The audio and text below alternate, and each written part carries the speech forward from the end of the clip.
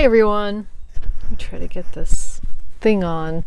It is such a crazy day. This is Friday and I just got back from the library. I didn't have a chance to tell you what I have in my library haul, but I thought I would do it now before I get out of the car and go back to work because it's lunchtime on Friday. I'm going away this weekend on a climbing trip, and I thought I would just do a really short video and tell you about all the exciting things that I got on hold. So right now I'm reading Middlemarch. I'm doing a vlog. God, so much little clips and everything. But I think my first George Eliot. I'm having a great time with Middlemarch. And I just picked up a bunch of new releases that I read about in the New Yorker or the New York Times.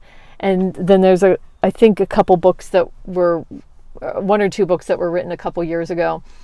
But I just love it how it just works out that, you know, I would be reading a classic or a modern classic, and then a couple new books come in that I'm interested in. And of course, sometimes you're not interested in any of the books you get from the library. So that's why, thankfully, I get them from the library, because I never know. The library has a coffee shop in it. It's called Yin's.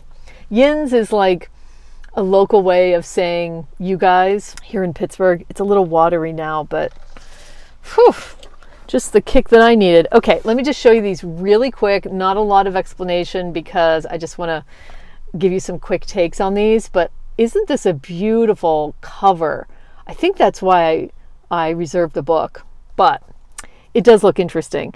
So I think this is a debut novel. Yeah. Glaciers is Alexis Smith's brilliant debut novel filled with kaleidoscope pleasures.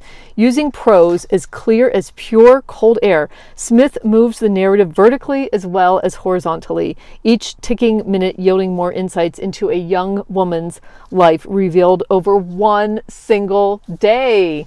Past, present, imaginary, future has something to do with her growing up in Alaska and glaciers, and I think right now she's a 20-something in Portland, so I don't know.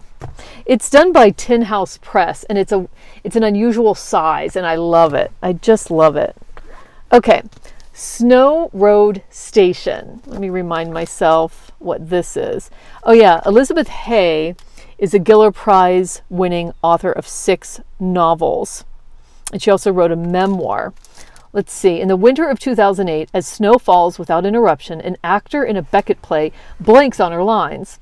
Fleeing the theater, she beats a retreat into her past and arrives at Snow Road Station, a barely discernible spot on the map of Ontario. The actor, the protagonist, is Lulu Blake, in her 60s now, a sexy, seemingly unfold woman well-versed in taking risks. Out of work, humiliated. How often do you read books about, I'm going to be 59. You know, I like reading about people of all ages, but it's refreshing to read a book with a woman in her 60s. The Men Can't Be Saved by Ben Parker. This is a big question mark for me. I don't know. This book is all over the place. I'm not going to talk about it, but I must have seen it in the New Yorker. This one I'm really looking forward to trying out. This is short stories. You know how I'm unwittingly into reading some short stories this year, and this is a book of stories. This is by a Chinese author. It says this highly anticipated English language debut is further proof that Yan Ge is a generational literary talent to be watched closely for decades to come. Weaving between reality and dreamy surreality, these 9 stories wend towards elsewhere, a comforting, frustrating, just out of reach place, familiar to anyone who has ever experienced longing. Interesting. Do you remember the feeling of not wanting anyone else to discover your favorite band? Of the music speaking to you as though it were some extraordinary secret only you could understand? Yan Ge's Elsewhere, in all its spellbinding, strange, wondrous, and captivating glory, is such a book. Yeah, really looking forward to trying that out. And then another one that is not a new release.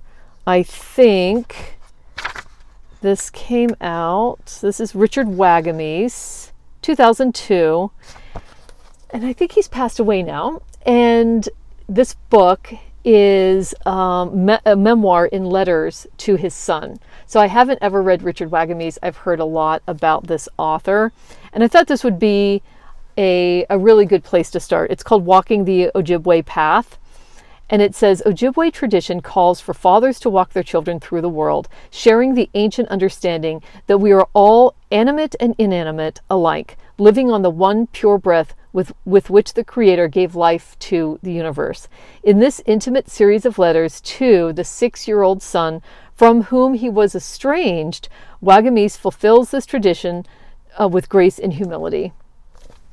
So, can't wait to dig in. And this other one is also showing up in a few different places. And this is Nothing Special by Nicole Flattery. I think she's written a couple books. Story collection.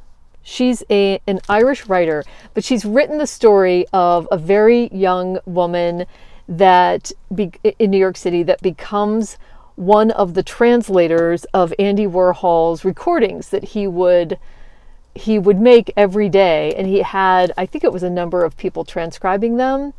And I don't know if this is a story that's been weaved out of the truth about real stories of his transcribers, but I'm interested in trying out this writing.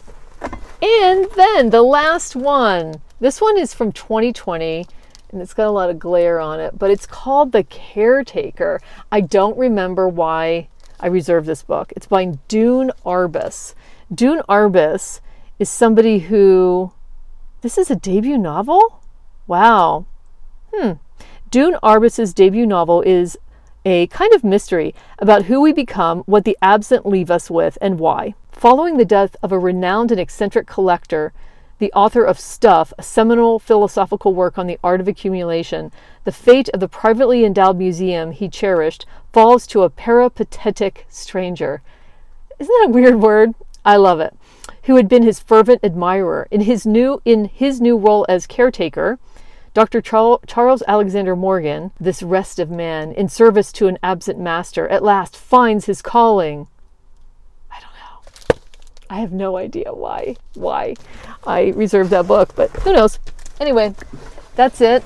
I have to get back to work, and I thought that this would just be something that I could still share with you, even though I'm in a rush. I wanted to let you know what I have in my bag and what I'll start dipping into once I get back from the trip, and while I'm starting to make my way through the second half or the last third of March. Thanks for joining me. Thank you for clicking on this video at all. I appreciate everybody that does that every single time. Thank you for anyone that's subscribed. I really appreciate it. I appreciate you hitting the subscribe button and ever wanting to see a video of mine again. So thank you so much, and I'll hopefully see you on the next one.